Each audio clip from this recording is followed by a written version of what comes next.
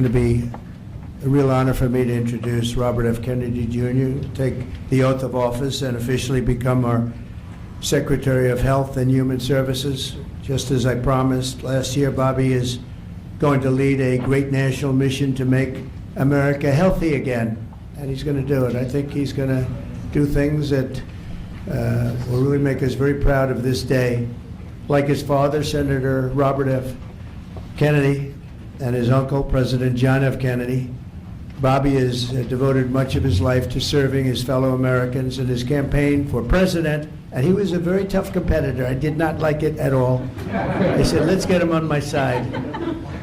But in his campaign for president in 2024, Bobby brought together a coalition of supporters across party lines, and he really worked very hard, and he had tremendous support, unbelievable support, and I think a lot of that support came my way when we decided to do a little merger, and it was really great, and it was very loyal, incredible people. They believe in him so strongly because he's a fierce advocate for the health of our children and for the values of free speech, democracy, and peace.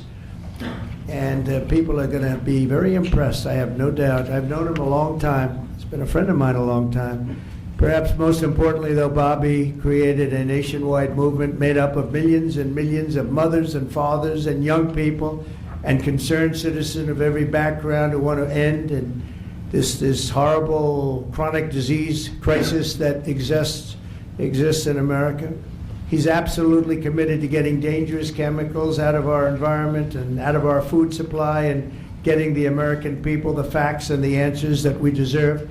After years in which our public health system has squandered the trust of our citizens, and they really have, they don't trust us, they don't trust anybody, frankly. They've gone through hell. There's no better person to lead our campaign of historic reforms and restore faith in American health care. And Bobby's going to do it. The United States spends more money in health than any other country on earth, but we're growing sicker every year. We're not as healthy as countries that spend just a fraction of what we spend, so there's something wrong. He's going to figure it out. In recent decades, we've seen staggering increases in cancer rates across all age demographics, including more than 40% increase in childhood cancer since 1975. Who can believe that? And an explosion in other chronic childhood illnesses. Not long ago, 1 in 10,000 people, children, had autism. Now it's 1 in 36. Think of that. 1 in 10,000. 1 in 10,000. Now it's 1 in 36. Who can believe that? There's something wrong. There's something wrong. And I think it's something that can be found out. Signing an executive order establishing the President's Commission to make America healthy again. We have some great people on that commission.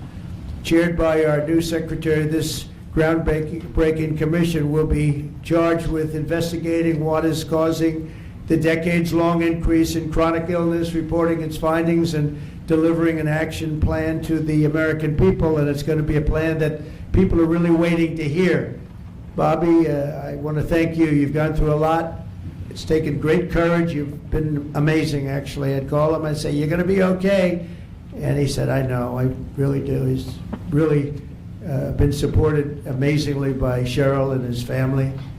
And it was very tough. It was a very nasty group of people that were after him, but he was tougher and he was smarter than they are. And that's why he's here today. They're very... Would all the family like to join? Yeah, sure. All right. Please place your left hand on the Bible and raise your right. Repeat after me.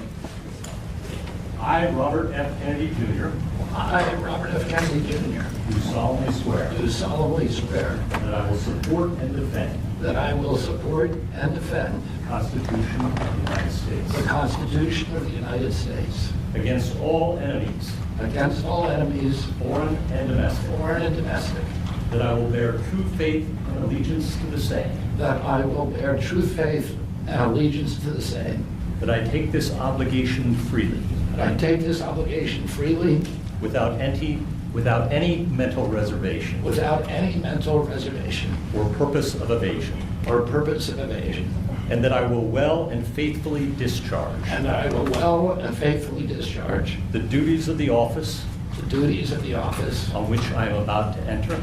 on which I'm about to enter. So help me God. So help me God. Congratulations, Mr. Secretary.